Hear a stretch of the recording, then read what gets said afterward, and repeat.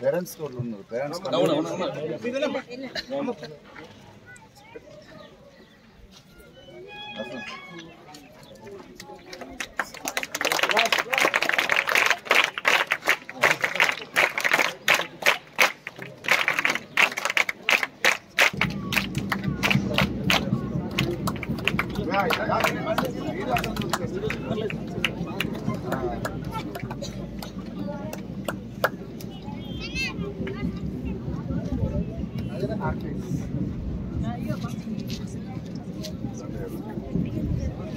ఇక్కడ పెట్టొచ్చు కదా పవన్ అక్కడ పెడతారు కదా.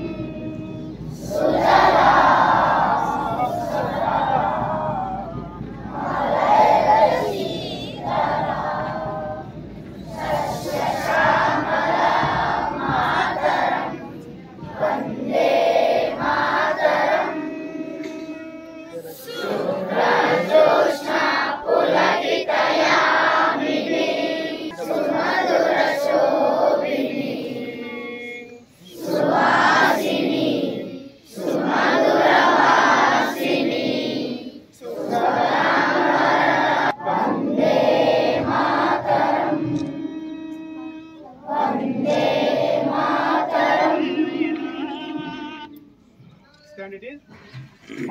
Attention.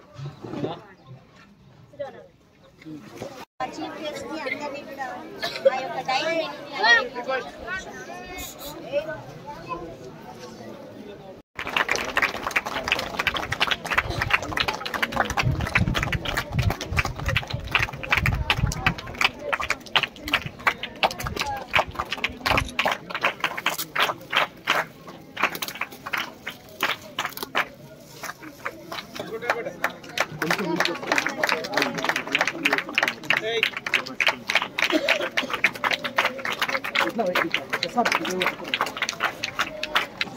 కొంచెం మీరు రావాలి సరిపోతుందా?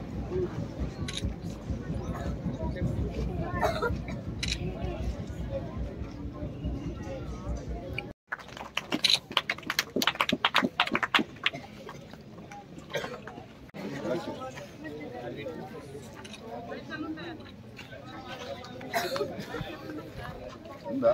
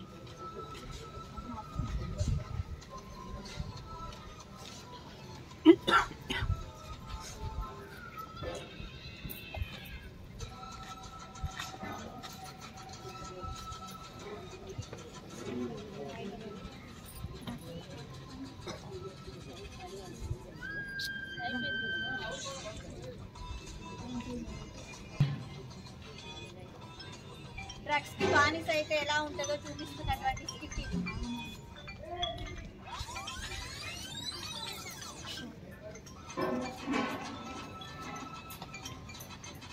వారి ప్రవర్తన చూడండి ఎలా ఉంటుందో, డ్రగ్స్ కి బానిస అయిన వాళ్ళ ప్రవర్తన.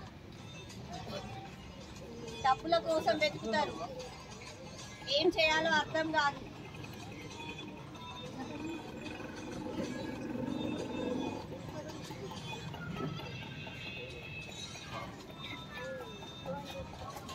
ఆఖరికి ఫ్రెండ్స్ ని కూడా కొడతారు. ఎవరితో ప్రవర్తన మంచిగా ఉండదు, అందరినీ కొట్టడం, అలాంటి ప్రవర్తన నవ్వడం.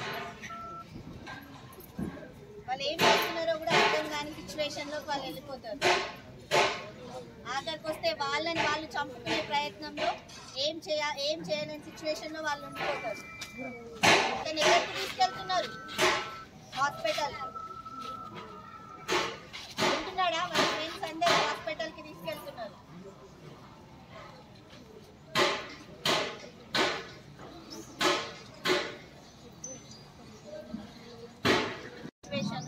తల నరాలన్నీ కూడా పాడైపోయి కుటుంబ సభ్యులతో ప్రేమానుబంధాలు కూడా తెగిపోతాయి. ఆర్థిక ఇబ్బందులు ఎదుర్కొంటారు, జ్ఞాపక శక్తి తగ్గిపోతుంది. కాబట్టి ఈ డ్రగ్స్ కి చాలా దూరంగా ఉండాలి. ఈ యువతని ఈ డ్రగ్స్ నుంచి కాపాడే బాధ్యత ఎవరి మీద ఉంది? తల్లిదండ్రులు, ఉపాధ్యాయులు, ఇంకా సొసైటీ పైన, అలాగే మీ వ్యక్తిగత విషయాలపైన కూడా ఆధారపడి ఉంటుంది. So save no to drugs. Say all of you, save no to drugs. ఉన్నటువంటి గురుకుల హాస్టల్స్లలో చదువుతున్నటువంటి విద్యార్థులను ఆదుకోవడం కోసం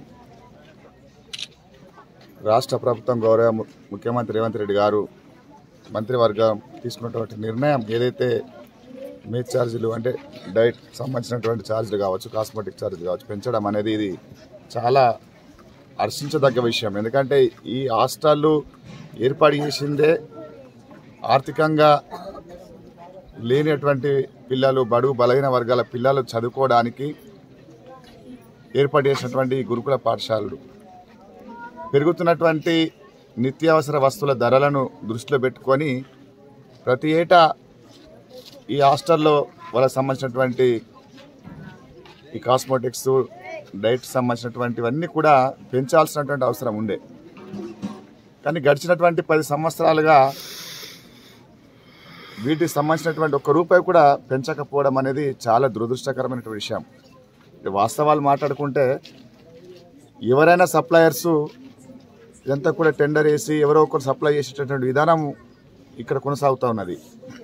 ఈ ఉన్నటువంటి రేట్లలో మరి వాడు మిగిలించుకొని ఇక్కడ సప్లై చేయాలంటే ఒక నాణ్యత లేనటువంటి ఆహార ధాన్యాలన్నీ కూడా సప్లై చేసి చాలా స్కూళ్ళల్లో ఆహారం అంతా కలుషితం అయిపోయి వామిటింగ్స్ అయి అనేక రకాలుగా ఆరోగ్యం పాడవుతున్నటువంటి సంఘటన మనం చాలా చూసినాం. కానీ ప్రభుత్వం ఏర్పడిన తర్వాత చాలా ధైర్యం చేసి వల్ల ఇంత శాతం అంటే ఎన్నడూ లేని విధంగా చరిత్రలో డైట్కి సంబంధించిన దాంట్లో 40% పెంచడం అనేది ఇది ఎవరు ఊహించినటువంటి విషయము. అట్లాగే కాస్మెటిక్స్ కూడా దాదాపు 200%. అంటే ఇదంతా కూడా పేద పిల్లలను, ఈ సోషల్ వెల్ఫేర్ స్కూళ్లను వీటిని దృష్టిలో పెట్టుకొని వాళ్ళని ఆదుకోవడం కోసం ప్రభుత్వం ఇంత భారం పడ్డా సరే కానీ ఖచ్చితంగా ఈ స్కూళ్ళ విషయంలో, పిల్లల విషయంలో వెనుక రావద్దన్నటువంటి తీసుకున్నటువంటి నిర్ణయానికి నిజంగా ఈ రాష్ట్రంలో ఉన్నటువంటి, ఈ ప్రాంతంలో ఉన్నటువంటి ఈ పిల్లల తరపున ముఖ్యమంత్రి గారికి కృతజ్ఞతలు తెలియజేస్తా ఉన్నాం.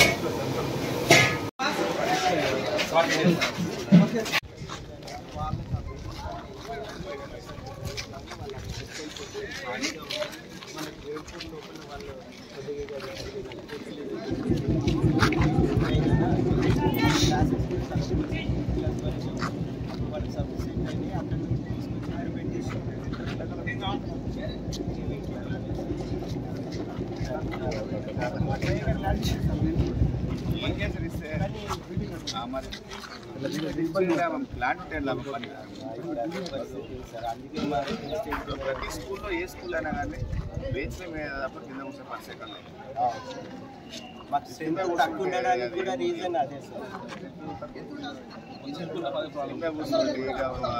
బాత్రూమ్ డోర్ లేదు, 12 బాత్రూమ్ అయిపోతాయి 400 పిల్లలకి. ఆ కిచెన్ ఏంది, కరెంట్ ఉన్నదా? వాటరు అంటే ఒకప్పుడు ఆర్మర్ ప్లస్ కూడా పెట్టి వాళ్ళు కొత్త బిల్డింగ్ కట్టుకొని తీసుకున్నారు కదా.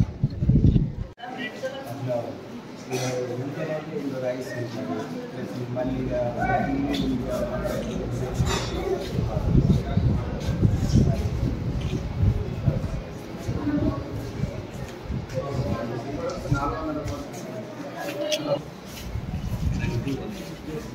బియ్యం వస్తాయి ఎంఎస్సి ఫైవ్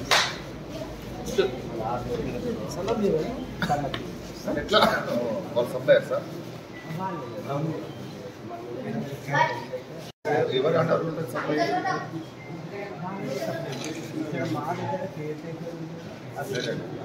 కలెక్టర్